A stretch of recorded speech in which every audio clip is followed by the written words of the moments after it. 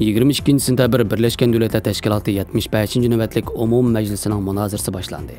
Amerika prezidenti Trump nutq so'zlab, Xitoyning virusni dunyoga tarqatganligini tanqid qilib, 188 davlatda sonsizlagan kishining jiniga zomin bo'lganligini, Dunyo Səhiyyə Təşkilatının Xitoy tarafidan kontrol qilinganligini, Birleşken Devletler Teşkilatı'nı tunji qatim Xitoyning mas'uliyatsizlik qilmishiga mas'ul bo'lishini talab qilib, virusning eng dastlabki mezgilida Xitoy davlat sayohatini taqaganligini, davlat ichi aviatsiya liniyasini amaldan qoldirib, fuqarolarni o'z uyiga solab qo'ygan bo'lsa-mu, xalqaro aeroplanlarning Xitoydan ayrilishiga va virusning dunyoni yuqumlantirishiga yo'l qo'ydi.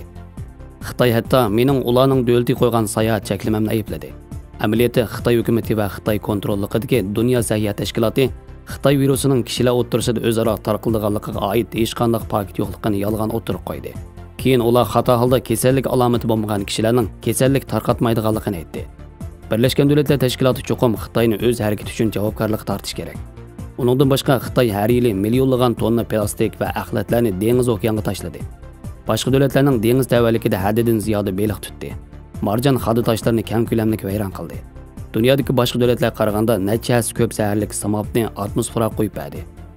Karbon qo'yib berish miqdori Amerikaning ikkisiga teng bo'lib, tez suratda ko'payyapti. Agar Birleşken Devletler Teşkilatı unumli tashkilot bo'lmoqchi bo'lsa, u holda cho'qim dunyodagi haqiqiy masalalarga, ya'ni terrorlik, ayollarga zulm qilish, majburiy emgak, zaharlik chekimlik atkazchiligi, odam va jinsiy atkazchilik, diniy ziyonkashlik, osonlik millatlarga qarata etnik tozalash ilib berish qatorliq masalalarga diqqatini markazlashtirish kerak dedi.